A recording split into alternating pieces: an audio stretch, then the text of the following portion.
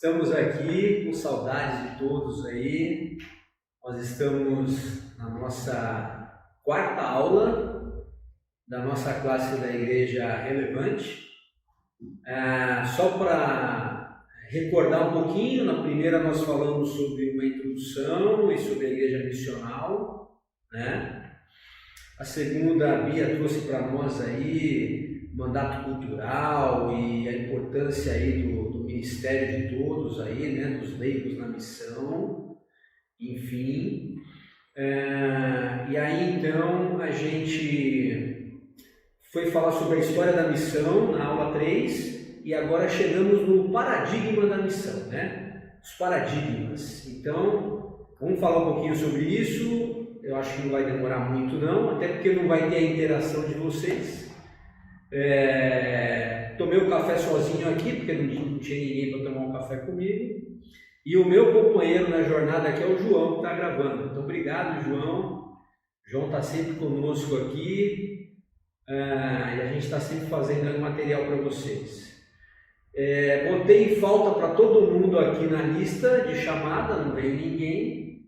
Então, está todo mundo com falta. Mas com saudade, aí eu espero que em breve a gente possa se abraçar de novo e se cumprimentar, e muitos beijos aí em breve, ok? Então vamos lá, gente. Eu trouxe para vocês aqui uma definição de paradigma, só para a gente entender um pouquinho o que é isso, senão a gente fala de uma palavra que não está entendendo bem. Ela é um pouco assim, não está muito usual nos nossos dias, né? Então, na hora que a gente vai olhar para paradigma, ele vai falar que é algo que serve para nós como um modelo, um exemplo ou um padrão. Eu trouxe até aqui um desenho aqui, né, de padrões aqui, geométricos, enfim, para a gente ter um pouco de noção. Mas esse termo ele não vai ficar simplesmente na questão de padronização, né? Ele vai um pouco além. Eu trouxe aqui a ideia de Thomas Kuhn, que é um filósofo, e ele traz isso na sua obra da estrutura das revoluções científicas. Ele fala o seguinte: olha, paradigma é uma estrutura mental composta por teorias, ou seja, tudo aquilo que a gente aprendeu, tudo aquilo que a gente estudou, mas não é só isso. Também faz parte de experiências de vida e de métodos que nós criamos ao longo da vida para organizar a nossa mente, né? Então, todas as vezes que a gente olha para um cenário, nós olhamos com um certo paradigma. Então, vamos dar um exemplo aqui, né? Se nós formos olhar agora, nós acabamos de ter aí um cenário novo aí, que é o coronavírus. E está um debate muito grande agora. Por quê? Porque alguns entendem que o isolamento precisa ser total, outros entendem que o isolamento precisa ser parcial para as pessoas de alto risco. E por que as pessoas pensam diferente? Por causa do seu paradigma, né? Por causa daquilo que elas, na teoria, já leram sobre o assunto, a sua experiência de vida, seu histórico de anos e de tudo aquilo que já passou, né? E como o seu cérebro organiza os seus pensamentos. Então, em cima disso, cada um cria um paradigma e defende uma ideia. Então, é em cima dessa ideia aqui de paradigma que a gente vai trabalhar hoje. E a junção de vários paradigmas constrói a sua cosmovisão, né? A forma que você vê o mundo. Eu trouxe até o link aqui da Sociedade Brasileira de Coaching, né? Depois eu vou passar para vocês esse material, fiquem tranquilos. Vou passar os slides também no grupo, mas só para vocês entenderem. Então, quando a gente vai para falar sobre o paradigma da igreja e da missão, a gente tem que começar lá atrás, na igreja primitiva, e entender que o paradigma daquela igreja, que a gente vai compreender ali de Jesus até o começo do século IV, é um paradigma de comunhão, né? Por quê? Porque eram pequenas comunidades que se reuniam, né? eles tinham uma atração muito grande pela congregação local, que na verdade não era uma igreja com templos, com prédios, como nós sabemos, nos vemos hoje, mas elas se reuniam nas casas e elas tinham, qual era o paradigma mais forte da igreja, da primitiva? Era a comunhão entre os irmãos. Então eles tinham uma vida comunal exemplar.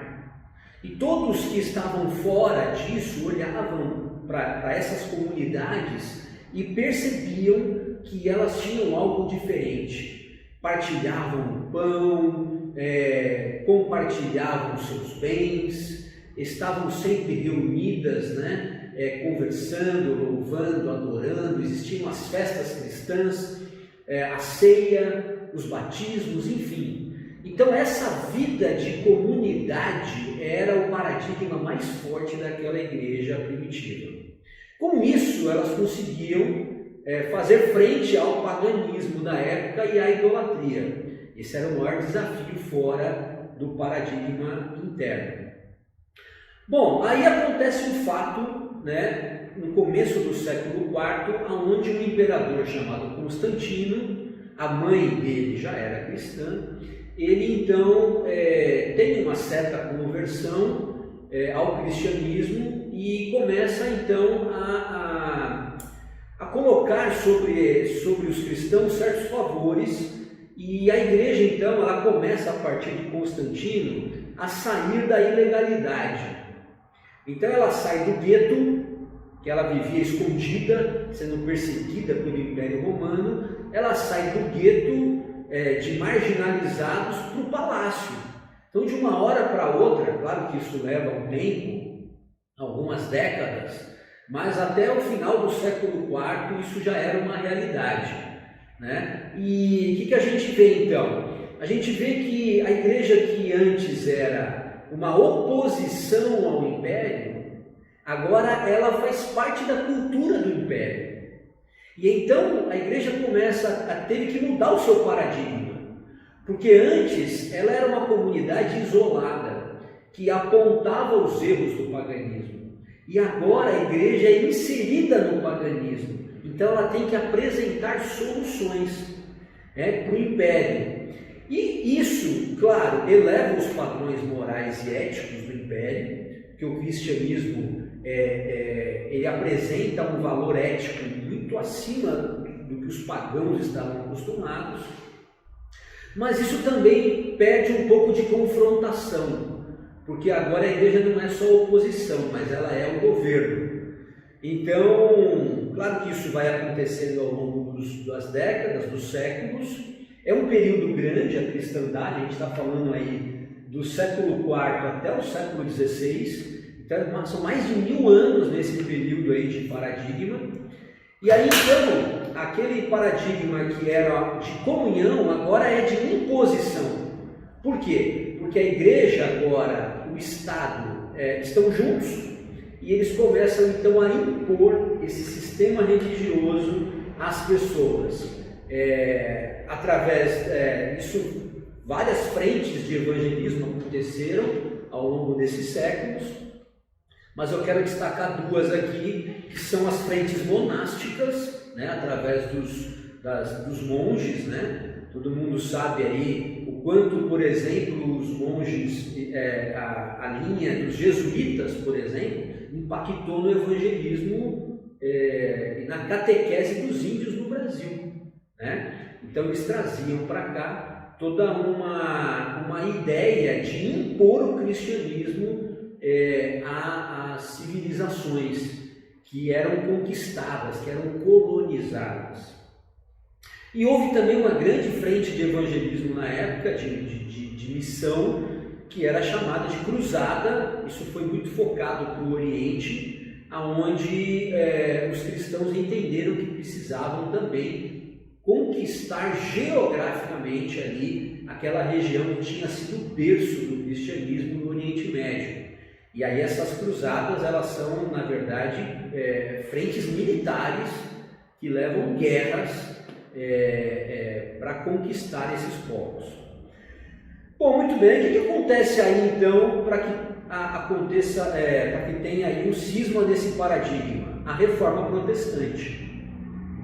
A Reforma Protestante, ela vai trazer então uma ruptura da Igreja Católica Romana sobre o poder e o domínio do Estado e das pessoas.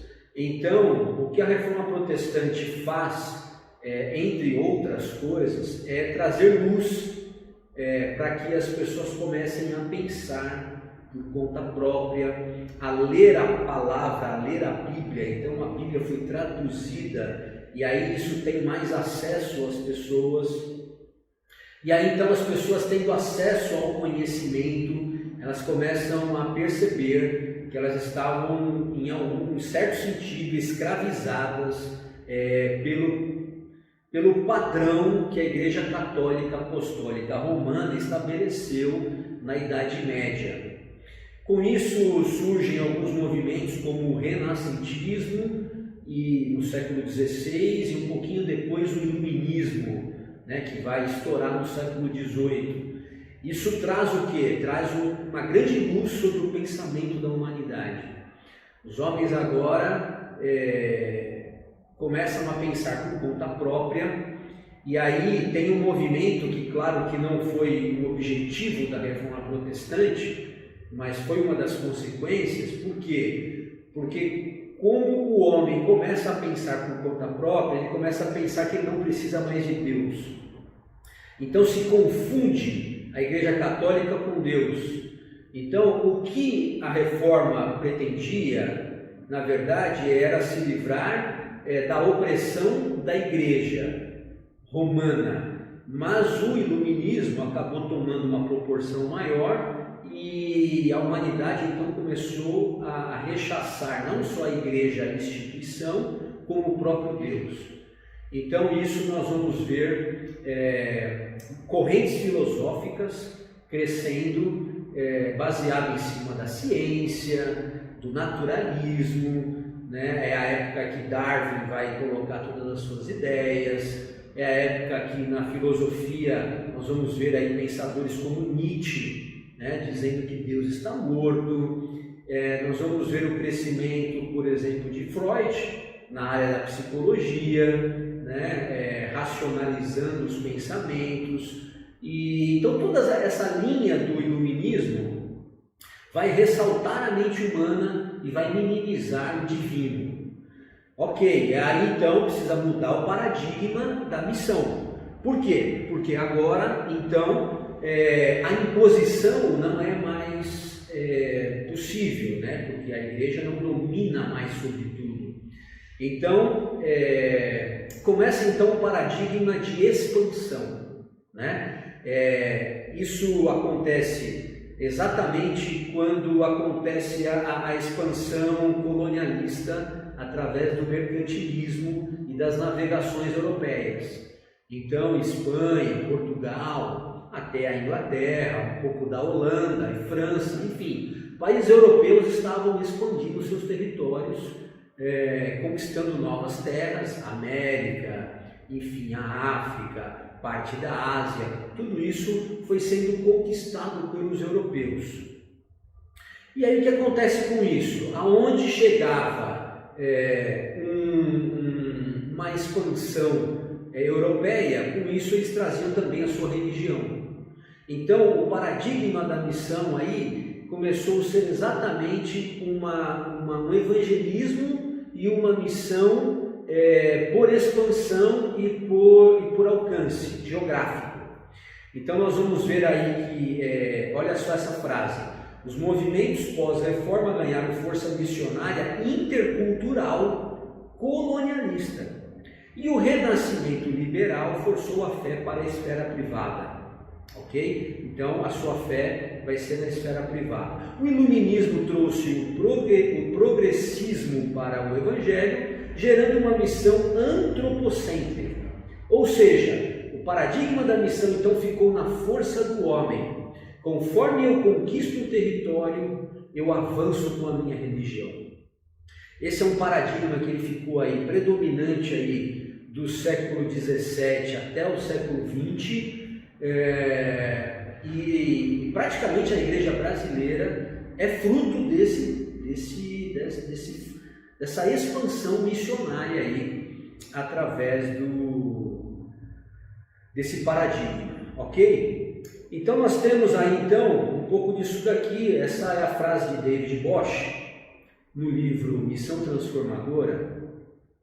Ele fala o seguinte: colonialismo e missão eram naturalmente interdependentes, né? O direito de ter colônias trazia consigo o dever de cristianizar os colonizados. Então é exatamente isso que nós falamos aqui.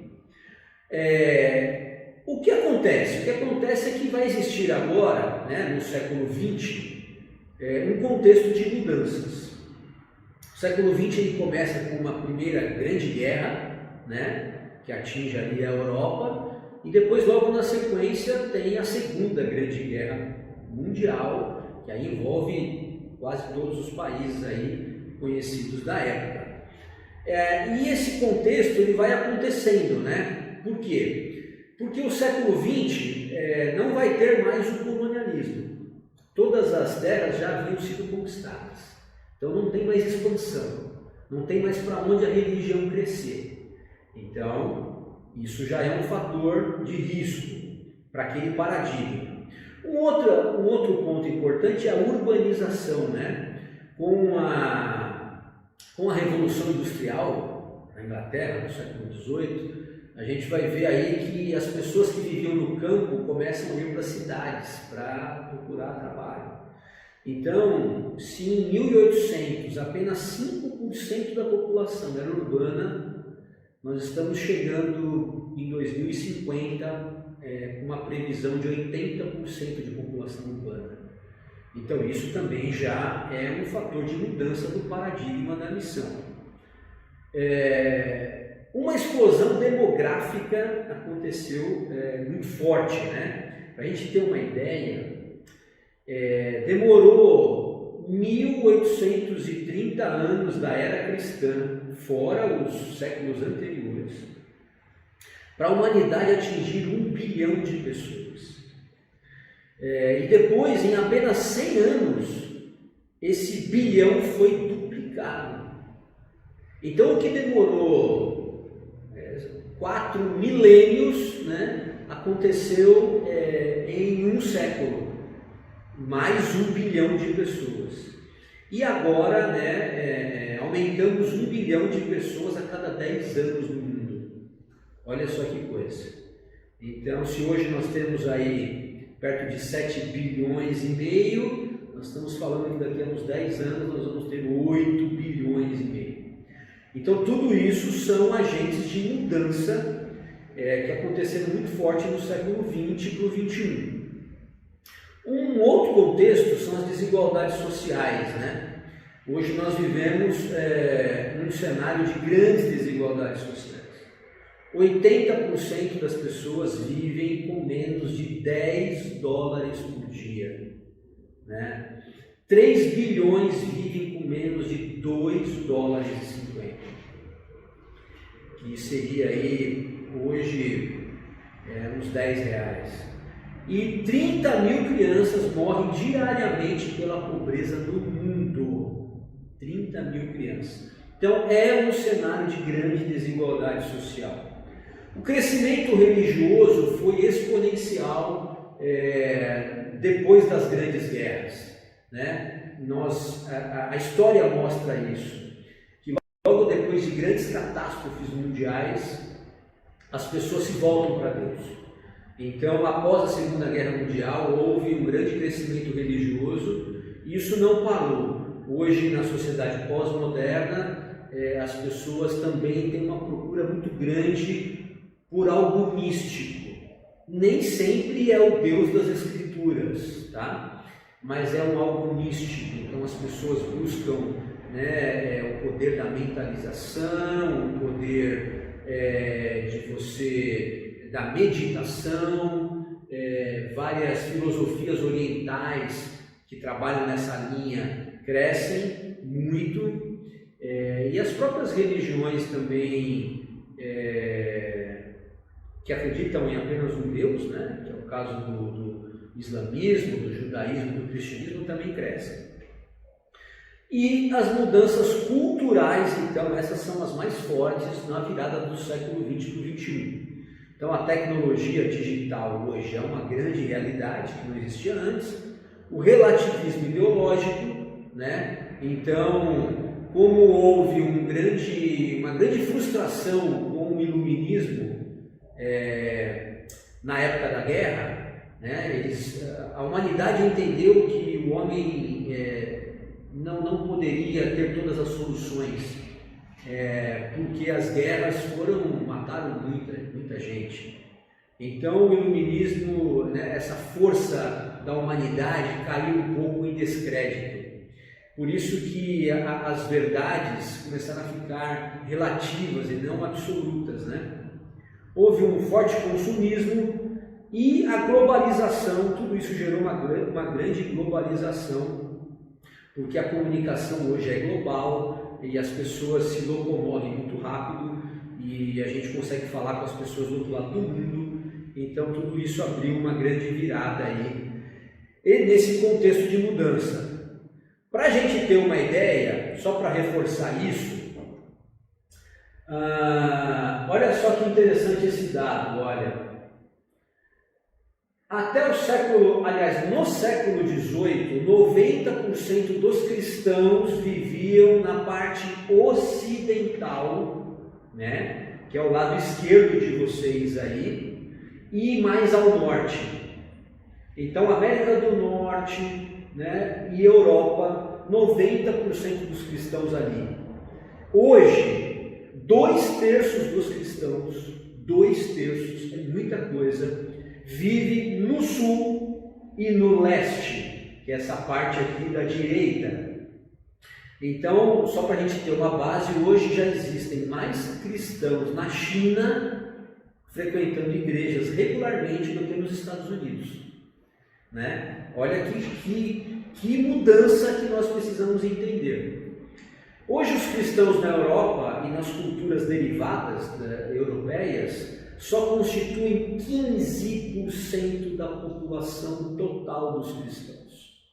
Então hoje nós temos cristãos espalhados pelo mundo todo, né? A África tem crescido exponencialmente, os países perseguidos pelo islamismo também, os países que saíram da cortina de ferro, o leste europeu, a própria China, a Rússia, Coreia do Sul é o país mais cristão percentualmente do mundo. Então a gente precisa olhar para tudo isso, porque houve uma mudança do eixo, né? Do Ocidente para o Oriente, do Norte para o Sul. E o que isso vai gerar? Isso vai gerar uma mudança do paradigma. Se nós tínhamos um paradigma de comunhão lá na igreja primitiva, depois um paradigma de imposição na cristandade e um paradigma de expansão nos séculos 17, 18 e 19, o século 20 para o 21, a gente vai ter que entrar, a gente já entrou num outro paradigma. E é isso que a gente precisa entender, porque senão nós vamos ficar parados no tempo. Esse paradigma que as pessoas, que hoje os grandes teólogos, os missiólogos chamam de paradigma ecumênico emergente na missão, olha só, e esse ecumênico aqui não é esse conceito que nós temos de ter todas as religiões juntas professando a mesma fé. Não é isso, não é esse movimento ecumênico. Esse ecumênico aqui é no sentido de, o original dessa palavra no grego significa o mundo habitável, né? Então o mundo total, o mundo global. Então aonde estiver pessoas, esse paradigma na missão precisa alcançar essas pessoas. E esse paradigma agora não é mais de comunhão, imposição nem expansão, mas é um paradigma de infiltração. Olha que interessante. A igreja agora ela está em todo lugar, né? Através de nós, de cada cristão, impactando cada sociedade no mundo. Não há hoje um lugar no mundo que não tenha um cristão, que não haja a luz do Evangelho de alguma forma ali. E esse impacto ele tem que acontecer em todas as esferas da sociedade, na cultura, nas artes, na política, nos negócios, nas ações sociais, nos esportes, na educação, nos debates públicos, ou seja, aonde houver um cristão, esse paradigma da missão emergente vai estar acontecendo. E para isso, olha só que interessante, nós precisamos entender esses dois conceitos aqui, né? Porque se na missão da igreja do século XIX e começo do XX, a missão era a tarefa mais importante da igreja, né? Os cristãos mais antigos vão lembrar disso, né? 30, 40, 50 anos atrás, a gente ainda tinha essa ideia, né? De que a igreja precisava estar sempre pensando em preparar missionários para enviar para outros lugares, para outros países. Mas se esquecia de fazer missão para o seu vizinho, né? Na sua casa, na sua família, no seu colega de trabalho. Então, a missão era algo distante e era uma tarefa a ser alcançada. Agora, no século 20, 21, a missão não é uma simples tarefa, né, que a igreja precisa fazer, mas sim ela é uma essência que nós precisamos ser. Nós precisamos viver a missão de Deus no nosso dia a dia. Então isso muda, né? Porque a gente tinha uma ideia de que missionário era só aquele cara que estava indo para algum lugar pregar o Evangelho. E hoje nós vamos entender nesse novo paradigma que todos nós somos missionários da missão de Deus aonde nós estivermos. Então, se eu trabalho numa drogaria, eu estou ali fazendo a missão de Deus, sendo o melhor balconista. Se eu trabalho num supermercado, se eu trabalho num escritório, eu vou estar ali fazendo o meu melhor para que as pessoas vejam em mim que há algo dentro de mim que me impulsiona. E esse algo não é uma ambição pelo dinheiro ou pelo poder, mas é o propósito de Deus na minha vida de alcançar as outras pessoas com o meu dom e com o meu talento.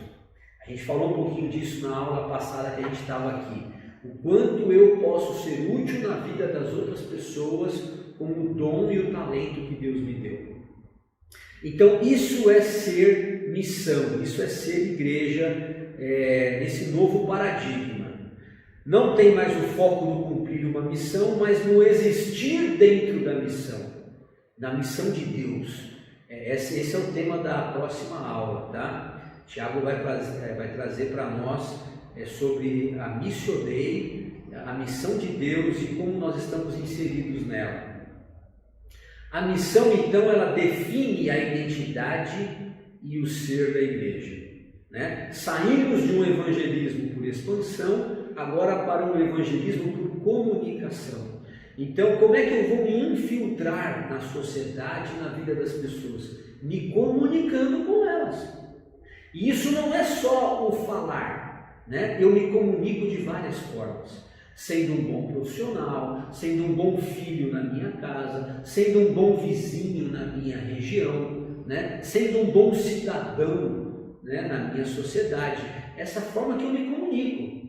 E essa forma que eu vou me comunicar é que vai pregar o Evangelho, né? E eu também vou falar. Esse Evangelho também é pregado e falado, mas ele também tem que ser vivido na nossa vida. Muito bem, então nós chegamos agora então nesses dois modelos aí. Olha só a mudança que a gente vai entender. Até agora nós trabalhamos muito nesse modelo de evangelismo atracional. É uma palavra um pouco diferente, mas ele predominou por mais de 1000 anos na igreja e funcionou muito bem numa sociedade medieval e até na época moderna. Mas não funciona mais no pós-modernismo. As pessoas estavam acostumadas à expansão e à conquista, né? Então, onde as pessoas são extraídas da cultura secular e inseridas na cultura cristã. Vocês vão lembrar disso, não faz muito tempo, quando as pessoas se convertiam, elas tinham que sair da sua cultura. Então, olha, a partir de hoje você é crente, então você não assiste mais televisão, né? Agora você é crente, você não pode mais jogar futebol, né? Agora que você é crente, você não corta mais o cabelo. Agora que você é crente, você não usa mais essa roupa.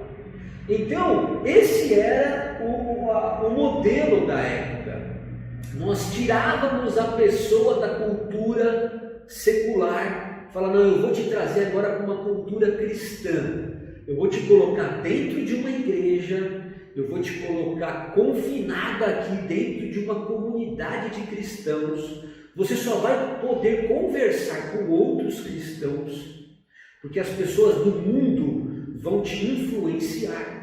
Então você só conversa com outros cristãos, você só lê esse livro que é cristão, você só ouve essa música que é cristã, e você, enfim, isso trazia o que? As pessoas para uma bolha, né? As pessoas entravam dentro de um circuito religioso e elas não tinham mais contato com as pessoas de fora.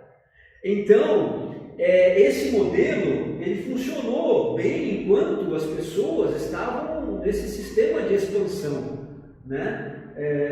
E de conquista. Mas agora não faz mais sentido, porque as pessoas agora têm acesso a muita informação. Você não consegue colocar um filho hoje sem acesso a um conteúdo que você não acha apropriado. Não tem mais, todo mundo tem um celular, todo mundo tem uma internet, todo mundo acessa o conteúdo que quiser. Então esse sistema agora de colocar as pessoas numa caverna religiosa não funciona mais, né? Esse modelo também valorizava muito o número de membros, né? Quantos membros eu vou colocar dentro da minha igreja, né? Quem vai construir o maior prédio maior da região, aqui a igreja maior, né? Quantas pessoas eu vou batizar este ano, enfim, quantas pessoas frequentam os meus cultos. Essas eram as conversas dos pastores de 30 anos atrás. Alguns ainda estão nessa visão, tá? Então, alguns ainda estão nesse modelo. Mas nós precisamos migrar para esse modelo encarnacional, né? O que é esse modelo encarnacional?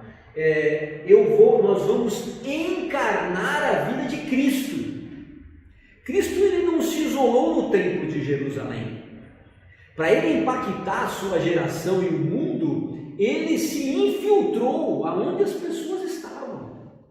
Então, enquanto os religiosos, os fariseus, se fechavam no templo para fazer os seus rituais, Jesus andava pelas ruas de Jerusalém para alcançar os perdidos, pessoas que nunca entrariam naquele templo. Então, esse modelo encarnacional é o modelo de Jesus. É impressionante. Então nós não vamos mais atrair as pessoas para a igreja. Nós somos a igreja e nós vamos encarnar esse modelo aonde nós andamos. Olha que interessante esse modelo, olha.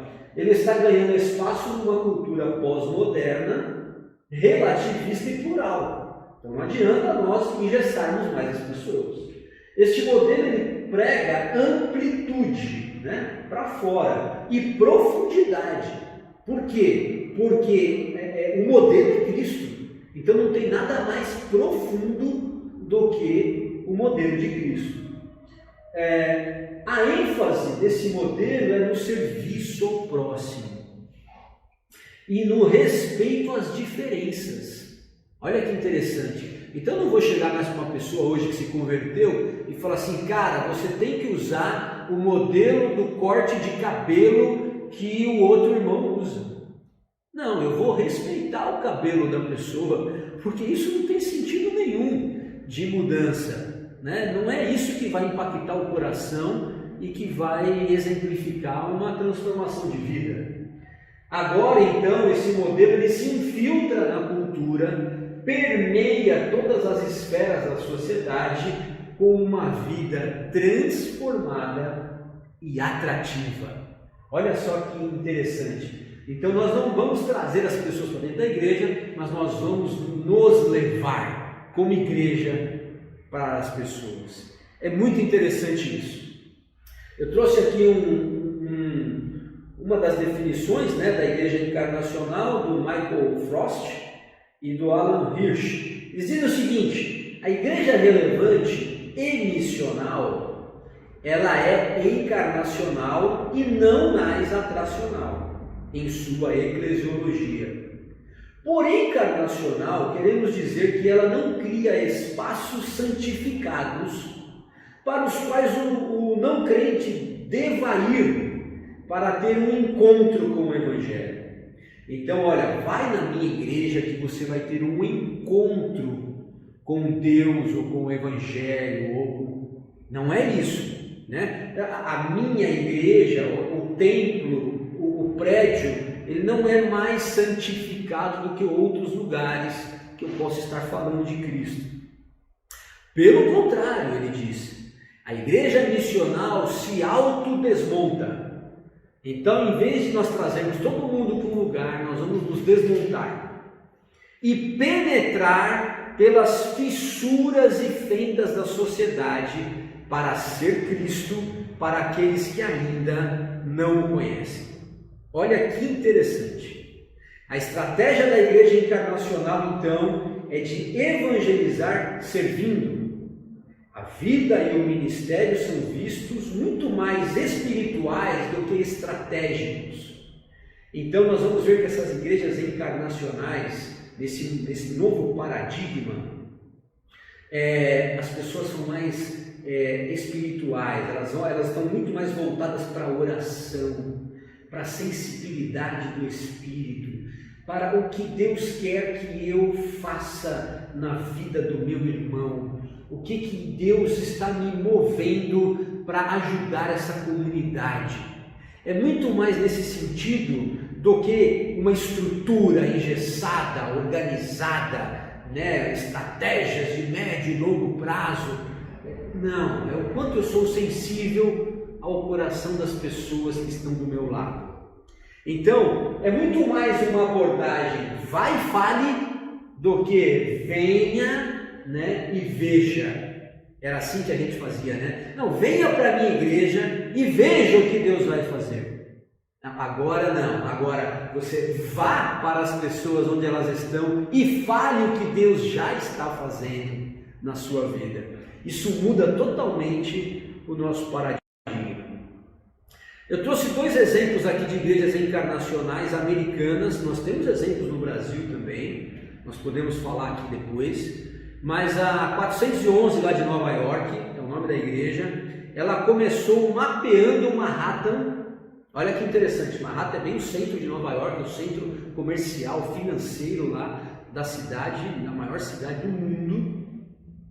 Então ela está bem no centro lá, e ela começou o quê? Só orando. Mapeou a cidade, dividiu por quarteirões e mandou grupos orando pela cidade. Nós não vamos fazer nada enquanto nós não orarmos e sentirmos a direção de Deus para o que Deus quer que a gente faça aqui nesse lugar. Olha que interessante. Depois disso, Deus deu uma estratégia para eles distribuírem água e barra de cereal para as pessoas que estavam passando para ir trabalhar no centro de Manhattan, né? No verão. No inverno eles davam chocolate e rosquinhas. Eu li lá depois. Depois, Deus deu uma outra estratégia. Eles começaram a lavar os banheiros públicos do centro de Manhattan que não estavam bem cuidados. Olha só. Depois eles começaram a cuidar das crianças pobres que brincavam ali nas sujeiras dos espaços públicos, nas praças públicas ali, que não estavam legais. Então, com isso, eles começaram a mostrar Cristo através do serviço. Hoje eles têm uma comunidade muito forte lá, em pequenos grupos, que trabalha com grande penetração lá no centro de Manhattan. Eu também trouxe o exemplo da Logos de Atlanta. Ela decidiu se infiltrar nas subculturas da cidade, né? Atlanta é também uma grande cidade. O pastor, por exemplo, foi trabalhar intencionalmente numa loja de motos. Olha que interessante. Agora ele faz encontros com motoqueiros. O outro irmão foi trabalhar numa loja de instrumentos musicais. E hoje ele faz vários eventos com os músicos da cidade. E o outro irmão foi estudar direito na universidade para fazer grupos ali, pequenos grupos entre os estudantes. Então a gente percebe que essa foi uma outra estratégia que Deus deu para essa igreja, com esse modelo encarnacional. Nós vamos alcançar as pessoas onde elas estão, trabalhando, no seu lazer, estudando. Então eu vou intencionalmente fazer esse curso para alcançar essas pessoas. Eu vou trabalhar aqui para alcançar esse grupo de pessoas. É uma estratégia tremenda.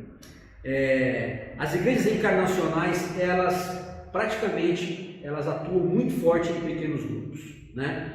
Numa época de pós-verdades, desprestígio das instituições, a igreja como uma instituição, ela perde o interesse, né, dessa geração. As pessoas não querem realmente mais ir à igreja. O prédio fica cada vez menos atrativo. E aí, nesse cenário, as pequenas reuniões, não só na sua casa, nós podemos fazer um pequeno grupo no nosso trabalho. Eu tive experiências assim, muito bem sucedidas. Nós podemos fazer pequenos grupos nas escolas, nos clubes, né? Enfim, aonde nós estamos, nós podemos criar pequenos grupos. Isso tem muito mais sentido para as pessoas do que frequentar, né, uma igreja. Para os não crentes, eu estou dizendo, né? Não estou querendo dizer aqui que nós precisamos deixar de frequentar o templo. Não é isso, né? Nós sabemos que a igreja nos fortalece, que a comunidade, o grupo maior nos abençoa. Isso realmente é um grande mover de Deus onde nós estamos juntos. Então nós falamos que é um avião com duas asas, né? O grande grupo e o pequeno grupo voando juntos. As pessoas, elas interagem no pequeno grupo, coisa que a gente não consegue dar oportunidade para as pessoas falarem numa reunião de um grande grupo. As pessoas questionam, cuidam umas das outras, formam uma rede de relacionamentos saudáveis e duradouros. Então, igrejas em pequenos grupos são modelos de igrejas encarnacionais e missionais. Então, esse último slide que eu quero trazer para vocês aqui é que no século XVI, olha que interessante, peguei isso de um livro.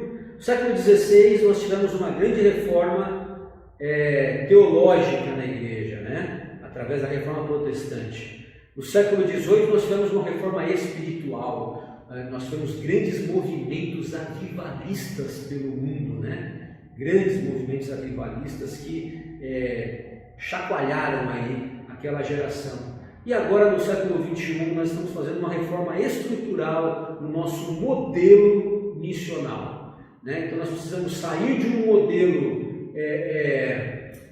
atracional para um modelo encarnacional. Gente, espero que vocês tenham gostado. Desculpa, acho que eu me alonguei um pouquinho aí, mas é um assunto assim bem denso, com bastante conteúdo e traz algumas ideias novas que eu precisei explicar um pouquinho melhor. Lá no grupo, quando nós vamos colocar isso no grupo, e vocês vão ter toda a oportunidade para vocês tirarem as dúvidas, tá? Coloquem as perguntas, não tem pergunta errada, gente. Errado é ficar com a dúvida. Então coloquem lá as perguntas, a gente vai interagir no grupo, eu vou colocar os slides, vou mandar também aqui o link e alguns outros materiais para a gente discutir isso, tá bom? Obrigado, gente. Deus abençoe. Fiquem com Deus. Saudade de todos.